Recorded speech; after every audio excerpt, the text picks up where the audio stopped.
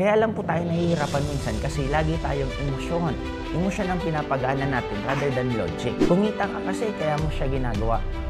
Mali. Nag-enjoy muna ako bago ako kumita. Hindi pwedeng mauuna yung kita bago ka mag-enjoy.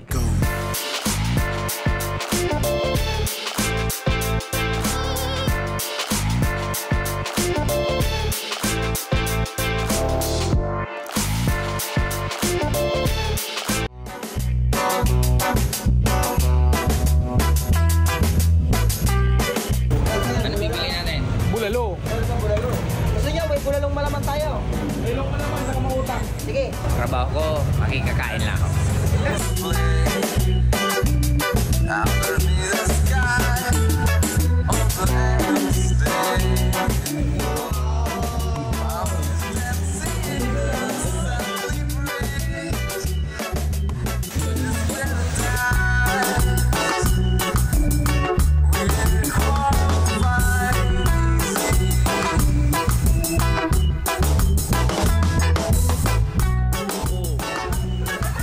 Ice cream yummy. Ice cream good.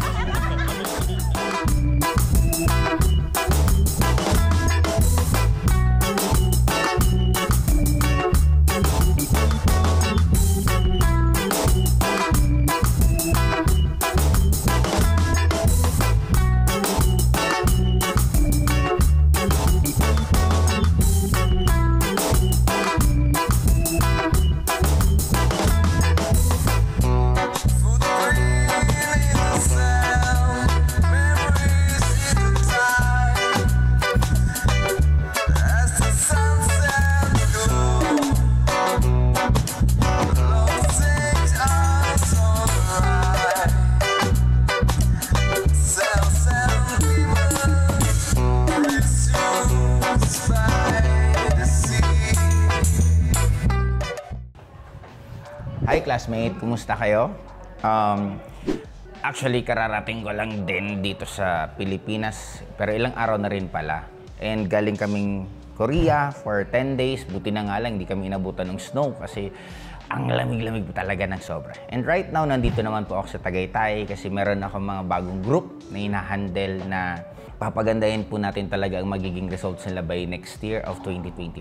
Kaya actually, kahapon pa kami nandito, nagkaroon lang ako ng meeting sa mga councils ko, and right now, ito na yung mga bago na hinahandle ko. Kaya, bago po ako mag-meeting at mag-training po sa kanila, syempre, uunahin ko muna yung vlogging ko at sana, wish ko po talaga sa sarili ko at mag-workout ko ng todo na magkaroon ako ng daily vlog na magawa ko po siya.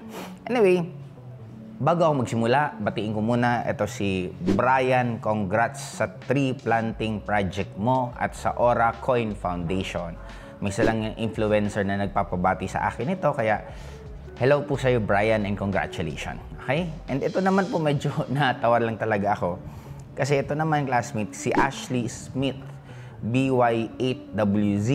Sabi niya, bakit ngayon lang kita nakilala sir? Kainis naman yung YouTube, ngayon ka lang nirecommend sa akin. Tampo ako. O, diba?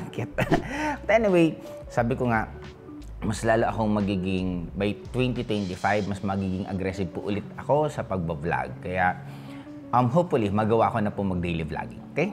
Anyway, simulan po natin. Ayun. Bago pala po ako magsimula, bigla ko lang po naalala na napansin ko kasi, nung nasa Korea ako, nabanggit ko na ang ganda naman, ang sexy naman ng taga-timpla kong kape. Okay. Nasaan na nga tayo? Na-distract ako sa ganda sa kaseksihan ni Ali. Wala sa isip ko. Well, anyway, pag-usapan po natin yung nasa Korea ako kasi nabanggit ko na mahirap ang success, marami kang pagdadaanan, maraming ganito. Tapos, may mga iba naman akong vlog na nasasabi kong madali ang success. Ngayon, i-clear ko lang po para mas maging clear po sa inyo. Normally, sa totoo lang, madali lang naman po talagang success. Since alam ko naman kung paano po siya gawin, ano yung mga formula na dapat mong gawin, kaya madali po siya para sa akin. Ngayon, bakit ko nasasabi minsan na mahirap yung success? Kasi nire-relate ko sa mga bagong classmate po natin or bagong audience po natin na nanonood ng vlog. Kasi minsan, they will find it weird na bigla akong magsasabi ng napakadali tapos sasabihin nila, bakit konti lang nagiging successful? In short, may mga terminology ako minsan na binabago ko para makarelate po yung gusto kong makapture na audience. Kaya ganun lang po siya kasimple. Kaya doon po mapasok bakit napaka-importante talaga na meron po kayong mentor para mas nagiging clear at madali niyong maintindihan yung mga bagay-bagay. Okay? Kaya simulan na po natin ang topic natin. Ang haba ng intro ko. Ang title ng topic natin ngayon is Rising from Ashes. Diba? Para kang si Phoenix na namatay si Jean Grey. Nung namatay si Jean Grey, saka nabuhay si Phoenix. Kung ano man po pinagdadaanan mo ngayon at medyo nasa down moment ka, ito po yung gagawin mo. Napakaikli lang at magbabago na ng napakabilis buhay mo. Number 1, acceptance. I-accept mo na yan na talaga po ang sitwasyon mo. Wala nang sisihan, wala nang sana ganito, sana ganon, sana. Accept mo na kasi yun ang pinakamabilis na way. Okay? Number 1, i-accept mo, intindihin mo na, okay, ito na ang buhay ko ngayon, wala na yung Pasko, wala na yung dati kong resulta, wala na yung dati kong ganito. I-accept mo. Okay? That's number 1, acceptance. Number 2 is mind shift. Ibig sabihin ng mind shift, paano mo ito-turn yung negative into positive? Napakadali. Paano mo ito-turn? Kung ano man ang sitwasyon mo ngayon, tandaan mo dati, nasaan ka ba? Dati nung nagsimula ka, I'm sure mas worse naman yung simula mo noon kaysa sa simula mo ngayon. Sabihin mo na, in terms of pera, sabihin natin, noon wala naman akong utang, ngayon may utang ako. Pero meron ka naman knowledge. Pero mas maganda naman na meron ka ng experience. Pero I'm sure mas maganda naman kasi nagkaroon ka na ng mga tinatawag na exposure na mas madali mo siyang mais. In short, kung ika-come up mo or iisipin mo, mas maganda naman talagang sitwasyon mo ngayon kaysa noon. Example, love life. Naghiwalay kayo ng karelasyon mo. Di isipin mo na lang, at least dumaan siya sa buhay mo. Tandaan mo kung nakakadalo, nakakatatlo, nakakaapat ka ng karelasyon, nabuhay ka rin lang naman, di ba? Ibig sabihin, nabuhay ka pa rin naman. Kahit nung nawala sila, oo, nalungkot ka, pero may dumating na iba na naging masaya ka. In short, kailangan mo lang pong maintindihan para mas mabilis ang mind shift mo. Una, pwede mong ikumpara ang sarili mo sa ibang tao kasi I'm sure maghanap ka ng tao na mas worse pa ang sitwasyon nila kaysa sa sitwasyon mo. Kasi pag ganun, mas gagaan yung pakiramdam mo. Kaya nga 'di ba, bakit maraming nanonood ng Tulfo? Basta yung bakit nag-click yon sa mga tao kasi minsan pag nanonood ka, nafe-feel mo na parang may taong mas worse pa sa senaryo mo, sa sitwasyon mo. Kaya sa akin, magbasa po kayo ng mga bibliography, maiintindihan mo, gagaan ng pakiramdam mo na yung pinagdadaanan mo pala, yung mga taong idol mo, pinagdadaanan din nila. Kasi ang success, di ba parang, ang formula or procedure sa pagluluto ng adobo, halos iisa lang. May mga konting-konting variation kasi depende kung anong gusto. Pero meron ng tinatawag na formula. Isipin mo na lang ang success, ganun din. May formula na siya. Dadaanan natin pare-pareho yung pinagdaanan ng lahat ng naging successful. Kaya huwag kang malungkot. Okay? Nagkaroon ka na ng number 1, acceptance. Number 2, na ma-mind shift mo na sarili mo na okay lang naman pala. In short, gumagaan na pakiramdam mo. Number 3, strategize. Anong strategize? Ano ba yung dapat mong gawin para makuha mo yung gusto mo? Okay, example, ito pinakamadali kasi makarelate maraming tao. May utang ka. Unang-unang pinakamagandang sikretong gawin mo is magkaroon ka ng tinatawag na debt structure. Anong tinatawag na debt structure? Kausapin mo yung lahat ng nahiraman mo kung pwede bang habaan yung pagbabayad mo or kung pwede bang tigilin na muna yung tubo hanggang makabayad ka. Yun. Kasi tandaan mo, ang pera na nakakatipid ka na lumabas, kinikita mo na yon. Di ba? Ulitin ko ha. Hindi natin to na-appreciate kasi kadalasan ang gusto natin palagi, puro ang daming perang kitain. Pero hindi mo rin naiisip na kung meron ka rin perang hindi lalabas, di ba parang kita na rin siya. Kaya number 1, pwede ka mag-debt structure. Second, pwede kang mas magsipag.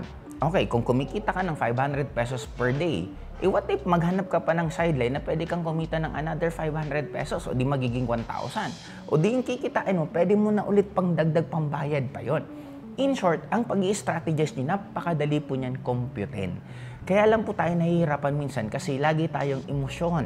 Emosyon ang pinapagana natin rather than logic.